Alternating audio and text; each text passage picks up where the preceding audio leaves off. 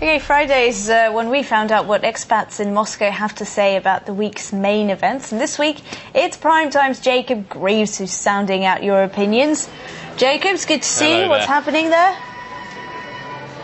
Well, everyone's sitting down, relaxing, trying to enjoy and relax after a heavy week. And it has been quite a busy week when it comes to international stories. Also, some very domestic, juicy domestic stories as well. Let's find out what our expats make of them this week. Now, if you just follow me, I've found some earlier on who are willing to speak to me and take their time out. Now, sir, what's your name? My name is Simon, and I'm from Toronto, Canada. Okay, and what stories have really grabbed your attention this week? Well, mainly Japan. The earthquake in Japan. Earthquake, tsunami, and then the fallout, potential nuclear leakage as well. I mean, what do you make of the situation? Well, I think they better cool it off before it turns into a nuclear disaster. It's obviously a worrying one. Everyone's still firmly gripped there, and everyone's hearts go out to the people of Japan who are suffering there. Now, how about yourself, sir? What's your name? Hi, I'm Jorge. I'm from Spain. Okay, how long have you been in Moscow? It's 5 years already. 5 years, fairly seasoned expat then. Now, what story's been getting your attention this week? Well, this week, mainly Libya, where after the UN resolution, there's a possibility of that some countries are going to take military actions in the potential no-fly zone being established to try and make sure that Gaddafi puts down his weapons. He has said preliminarily that he might actually do that. Do you think it's the right measure to have taken for the UN to have stepped in?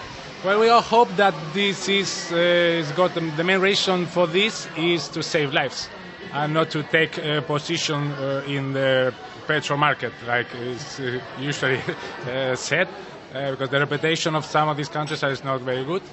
But we all hope they got peaceful reasons for it. That seems to be the main problem. The Iraq War did nothing for their reputations. Yes, mainly, yeah. Okay, now when it comes to domestic stories, anything be catching your eye? One that really has got my attention this week is that a mountain's been named after Putin in Kyrgyzstan. Now, what do you make of that?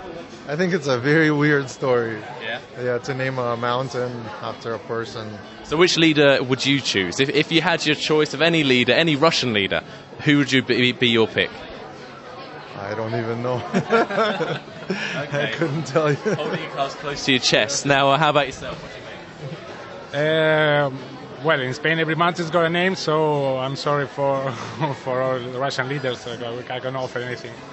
You think that's the sort of, well, I mean, do you not think it's perhaps potentially quite a silly thing to have a leader having, I mean, I can't imagine Brown or Tony Blair having a mountain named after them. It's quite absurd, but it's not our problem. I mean, they can name their mountains after whoever they want.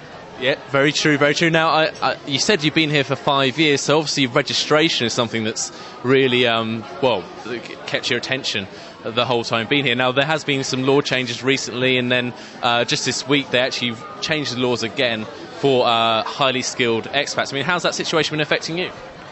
Well, yeah, there's a possibility to be registered by the landlord or by the employer, but in any case, penalties are less if you are registered in the landlord. So maybe it's better, for me it's better to refuse of being...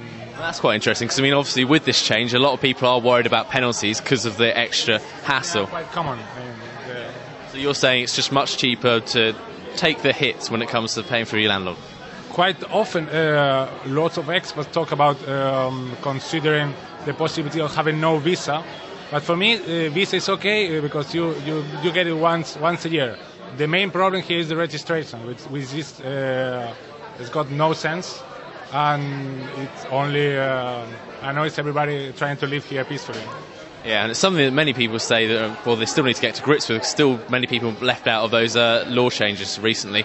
Now, either of you football fans?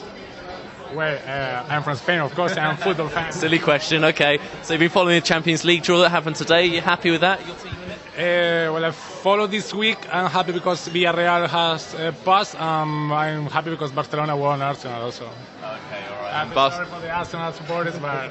And who do you support? I support Arsenal. Oh, I shouldn't have sat you so close to each other. And Barcelona have got quite a good draw up next as well, haven't they? Well, we got Messi. We're going to play well every time. Yeah. It doesn't matter. Well, Thank you very much, guys, for your time. I'll leave you to your burgers and drinks. Now, I don't know which... on that subject of naming a mountain after a leader, well, when it comes to my favourite primetime presenters, I'd have to say it's Anya that I'll be naming a mountain over. Oh, that's really sweet. So potentially... Sorry, Neil. You always get picked on. I'm sorry. You can potentially then later climb me.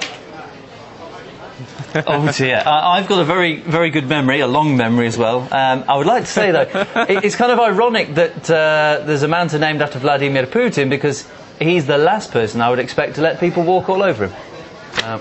Very surprising. Maybe even ride bicycles all over him. Can you imagine that? Okay, anyway.